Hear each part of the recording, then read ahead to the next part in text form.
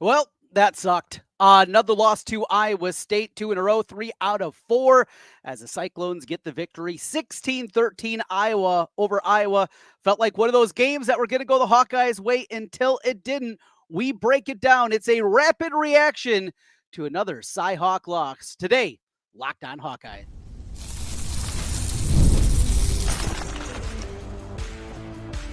You are Locked on Hawkeyes, your daily podcast on the Iowa Hawkeyes. Part of the Locked on Podcast Network, your team every day. Hey, welcome in. I'm Trent Condon, and this is the Locked on Hawkeyes podcast. Thanks for being with us and making Locked on Hawkeyes your first listen every day. Here, after this one goes final, and what a disappointment that it was. We were with you at halftime and talked a little bit about the feeling that Iowa hanging around, cutting it to a 3-point lead when Iowa State dominated the first quarter and most of the first half. And it had the old feeling of a Ferentz special. Well, one thing maybe we're learning here is the Ferentz special maybe doesn't work quite as well anymore. And secondly, maybe somebody across the state has figured out that formula, because Iowa State now goes to 7-1 in one-score games over the last two seasons. That had been a script that has definitely been flipped, and I was on the wrong side of it once again. The Hawkeyes now losers of the last two games in the Cy-Hawk series and 3 of the last 4. That's a tough one to swallow. And this was a game that was tough to swallow. Now, there's a lot of blame to go around, a lot of frustration in this one. Kirk put this one in the lockbox. And after the game was tied, it was playing about as a conservative brand of football as possible. Now, there were a couple of big moments in this football game. And we'll, of course, talk about that final drive and just how ugly that it was. And boy, was that thing hideous from the jump. But the tip ball to the completion to Burkle, I mean, you talk about a momentum swing and just how different this game looks on that play.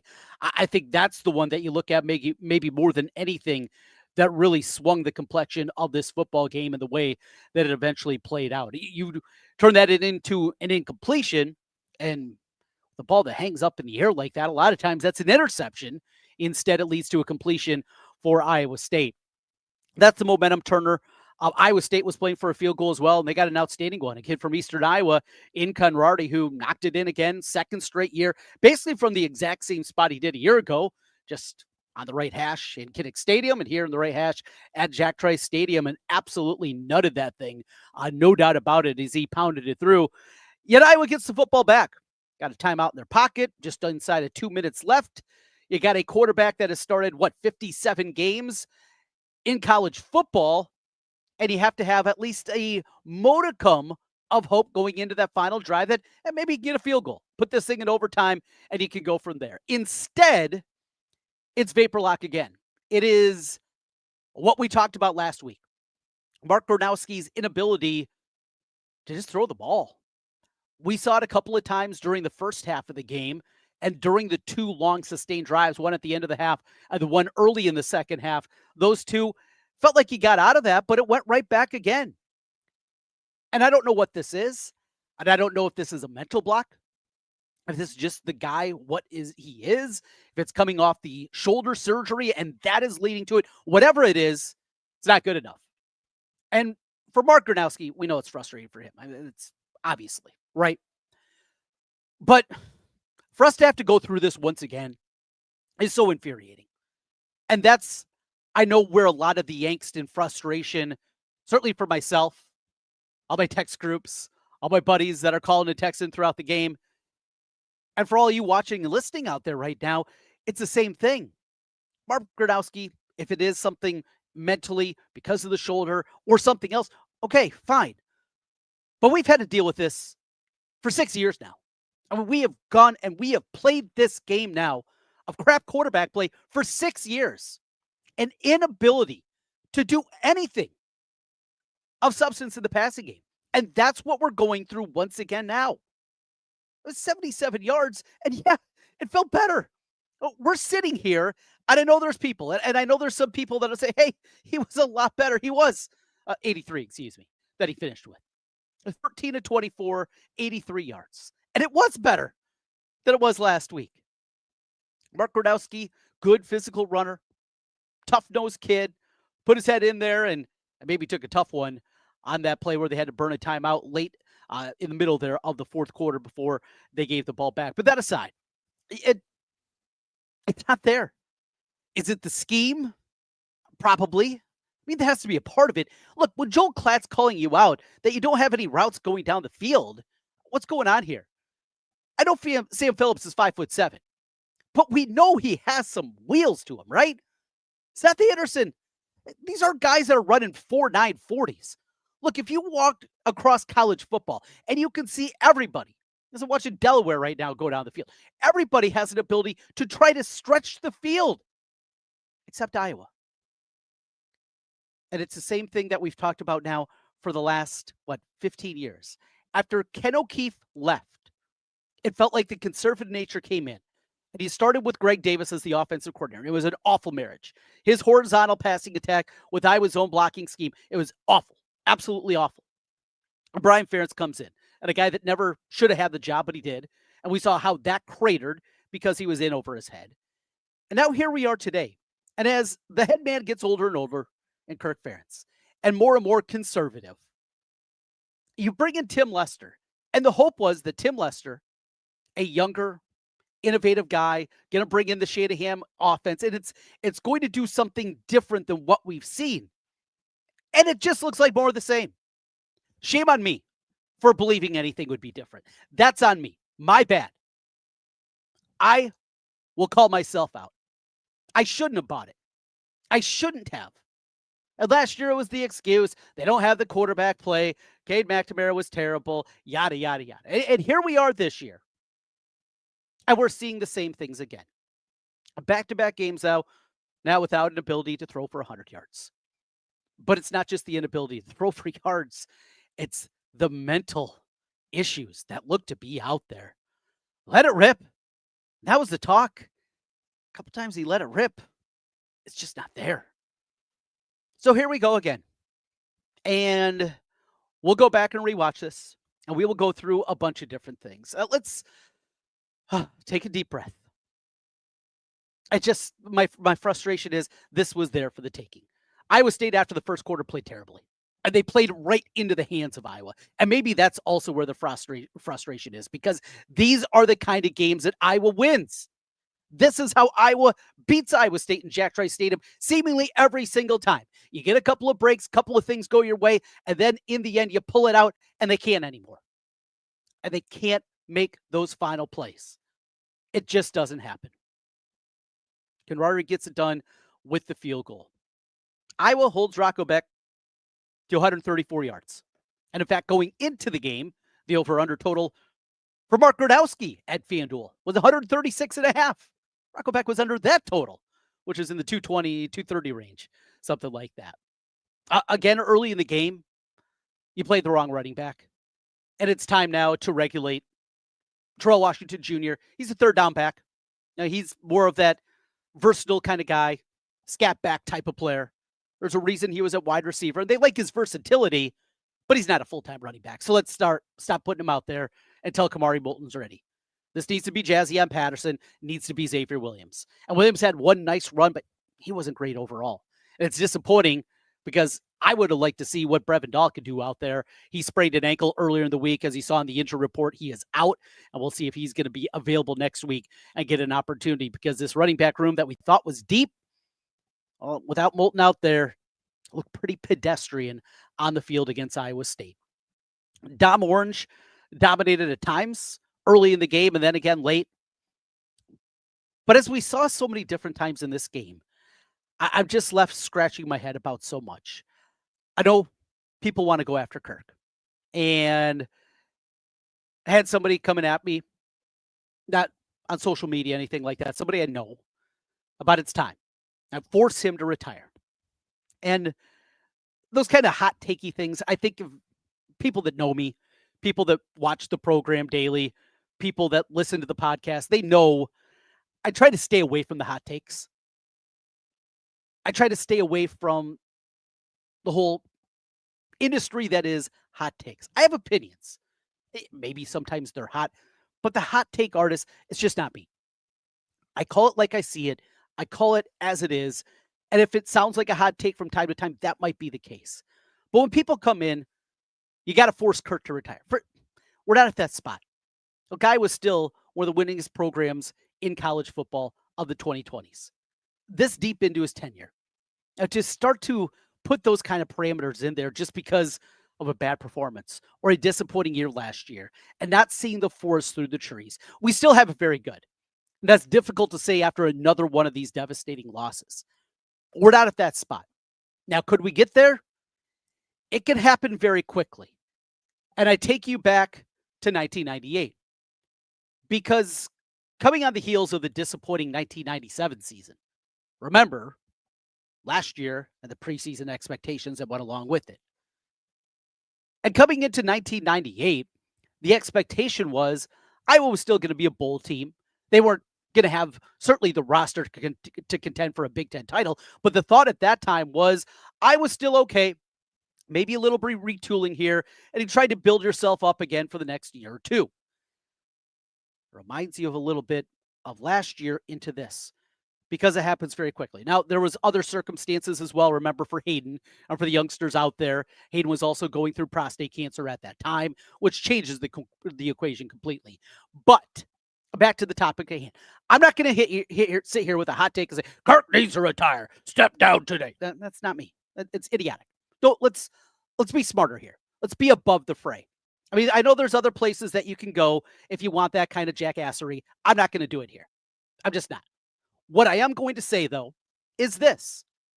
It can happen quickly. And if this season falls apart, and with the schedule that they have, that is a realistic possibility. If Iowa misses a bowl game this year, if Iowa limps to a 5-7 type of season, it can happen very quickly, as it did in 1998. That's what we'll say.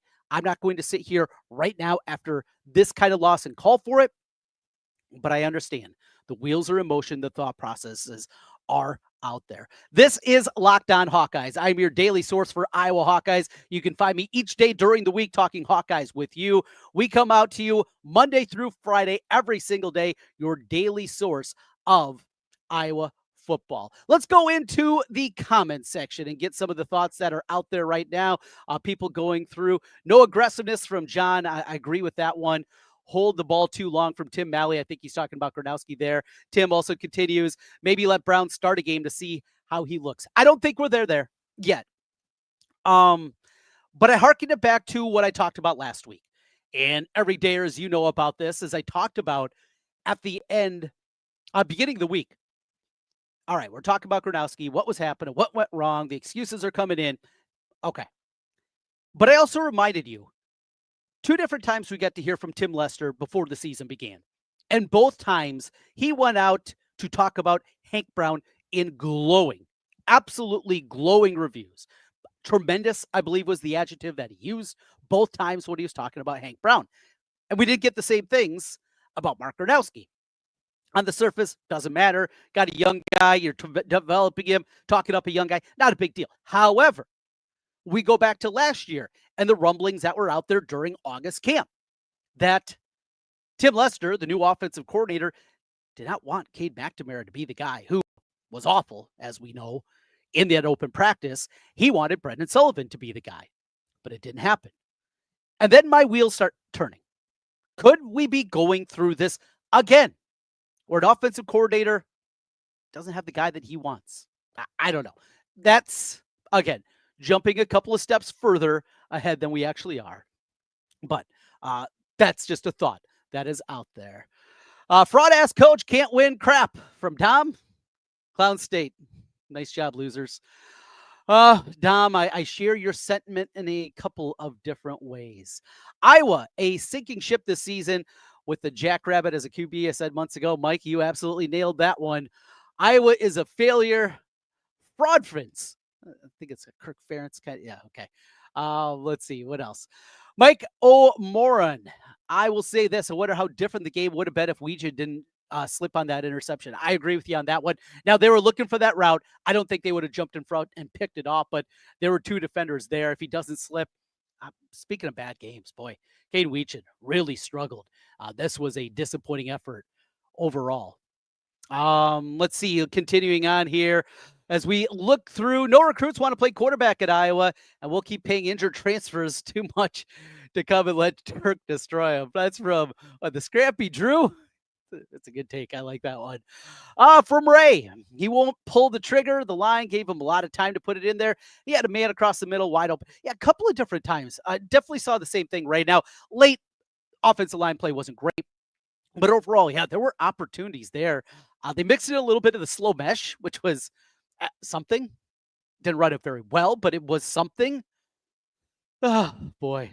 I get it, guys. I'm as frustrated as you guys are. Maybe some people are more frustrated. I get that part of it too. This was a winnable game.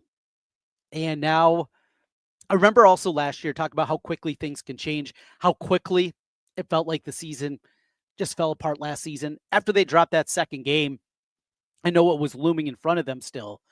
You felt like it was a lost season. And we're not ready to go there because the expectations are also different this year than they were last year. But the Hank Brown conversation is going to continue to ramp up. And we're going to continue to hear the talks of Iowa going out again in the portal and getting duped. And here's another thing that is frustrating too, is we found out that Mark Gronowski, after the excitement initially of this guy that a lot of people felt was going to be drafted in the NFL draft last season, instead, he's going to go through the process. Miami wanted him. Before they got Carson Beck, who did they want number one? Mark Gronowski. I know some wish maybe they would have got him. That aside. And as we're going through it, there's a chance he's going to be taking a visit. I was in the hunt for Mark Gronowski, this guy that's a winner, this guy that can do all these things. Look at the numbers. Look at the championships. Look at the Walter Payton Award. Mark Gronowski is going to be great. And then he announces his commitment, and a day later, oh, by the way, he needs shoulder surgery. And people lost it. There was a huge population out there that absolutely lost it because we just went through this. We've gone through it. And the feeling now that Iowa, for the second straight transfer quarterback, got damaged goods. Got a guy that is hurt, that is injured, and maybe never will return to the guy that he is before. That is still out there. That thought is still out there, I know, for a lot of Hawkeye fans. And when you go through that and you have that thought starting to creep in, the frustration that is there is absolutely at a high, high level. And I get that. The defense, I thought, played pretty well. I had a couple of cracks early on, but they were there. They played well enough for Iowa to win the game. I don't think here, at least at the outset, there's anything that you can point at, anything that you look at and say, no, you point to the defense. I mentioned the pass that popped up in the air. I mean, what are you going to do, right? Those kind of things happen. So let's get back into your comments here. It is a Locked On Hawkeyes, a little rapid reaction for you as we take a look back at everything that is going on in the Hawkeyes loss 16-13 to Iowa State here in our final few minutes here of the program. Let's see. Iowa always fails when it counts. That's from down. Well, come on. Not a serious program. Beat ass teams and limp through. Well, it's kind of been that way recently, right? And here's another problem. At least this game was close. I mean, so many times against ranked teams recently, I was getting blown out. That Iowa State team, I don't think impressed by any means themselves, but there we are. Let's see, what else do we got? We talked about Tim O'Malley. Yeah, do we need to take a look at Hank Brown in a game next week? Wouldn't hurt. Yeah, they're playing UMass next week. Look, this has got to be the time now. First of all, you got to do something down the field. I mean, have we seen a throw go more than 15 yards down the field? Not really. So you got to do that against UMass because, like last week against Albany, you're going to be able to line up and bully them and win the game and get the victory, and Kirk will break the record, and okay, we're done. But then you got to get Hank Brown some action, because here's the other part. If Mark Gronowski keeps playing like this, carrying the ball 16 times, taking some major hits as he did late in the game, taking those kind of things, he's not going to survive the whole season. And if he does, it's going to be at a very diminished guy physically and certainly running the ball. So, yes, Hank Brown absolutely needs to get going. Wisconsin would love to have Kirk Ferentz and Phil Parker. Yes, they would. And Bill, you bring up a good point. Bill brings up something. Be careful what you wish for. I had this argument earlier today. Somebody was throwing shade at us, Hawkeye fans. and somebody at a different kind of program. The realization and the thought, as we see what's happened with Wisconsin, remember what Michigan went through with Rich Rod and the disaster that was until they finally got Jim Harbaugh to agree to come there. As programs go through dips, and the likelihood that Iowa's next coach, just as a consistent winner, is going to be more successful than Kirk Ferentz, I believe is unreasonable. Can they do a good job? Absolutely. Can they hit heights maybe that Kirk hasn't? Possibly. But to think that they're going to be an even more consistent winner or winning consistently at a high level, that's unrealistic, as Wisconsin's proving. They went out, they wanted something different, right? How's it going for the Badgers? Not very well. Who's calling the plays? That will be Tim Lester, Matt. Tim Lester is your offensive coordinator, and whatever game plan and script he came up for the first quarter, that was hideous. Things improved, but overall, not very good. Couple more for you. We got Kurt in here. This is not a step forward, maybe a baby step, but I thought it'd be better than this. Absolutely, Kurt. I thought it was going to be better than this. I think we all thought it was going to be better than this, and we're going to see something better than what we're seeing at the quarterback position. I bought it. Bad work out of me. I believed that it was going to be better. Taken. Fooled me twice. I really thought the pass game would be different. The trajectory, easy for me to say, of the year has totally changed. I am right there with you. Sam Thompson, same old frustration. D plays well enough to win, yet a one-dimensional offense isn't enough to get a win. Nailed it. Nailed it. Gronowski doesn't appear to be worth the $2 million Iowa paid him. Yep, nailed it, son. You absolutely nailed it on that one. A couple more. This is from Michael Bubba. Why play Hank Brown, who throws a solid long ball? Yeah, exactly. Oh, boy. Miami passed him on him for reasons, Ed. Maybe you're right. Let's see. Bobby Hansen. The Bobby Hansen or a Bobby Hansen? How many great defenses have we watched over the years with an awful offense? Different year, same crap. You nailed it. Bobby, here we go again. I don't see us scoring more than 13 against major conference teams going forward. Jeff, I think that's a good take. There's nothing that leads you to believe that this thing's going to be much different of what Iowa is offensively. Felt like we were done when they got the ball with 6 minutes left. They will play hard, Ben, but don't break. Let them run down the clock. And Michael, yeah, that's the way that it played out. Guys, I get it. The frustration is here. And I am right there with you. We're going to have plenty of time to react. Wanted to get something out to you, though, directly after the game. And that's what we did here on Locked On. If you're new to us, Locked On Hawkeyes, your podcast every day on the Hawkeyes that we do across the Locked On network. I'm talking Hawkeyes with you every single day of the week, and it's going to be a busy one, I know, coming up. So I will rewatch the game tomorrow, as I always do. And then late Sunday into Monday morning, I will have our second look at the ball game, a look back. Chad likes to call it the Register. He likes to call it his DVR Monday in the column that he puts together. I do something similar. I'll look back at what went right, what went wrong, because at times we overreact to what we just saw. That's part of being a fan. It's a great part of being the fan. Maybe the reason that I had to go down to the basement so I'd stop swearing in front of my 6-year-old, and I didn't want him to hear some words because I was there with you. I went through it. Sucks. Lost 3 out of 4 now to Iowa State. Boy, tough to swallow. No doubt about it, but that's where we are. Back with you tomorrow with more. Thanks for being with us for this Rapid Reaction podcast on Locked On Hawkeyes. Hit subscribe again if you're watching us on YouTube. Really appreciate all of you out there and for our everydayers with us each and every day. I'm Trent Condon. You can follow along with me as well on Twitter at Trent Condon or the podcast feed at Locked On Iowa. We'll talk to you again tomorrow with another look back at this one. Oh boy. Until then, go Hawks.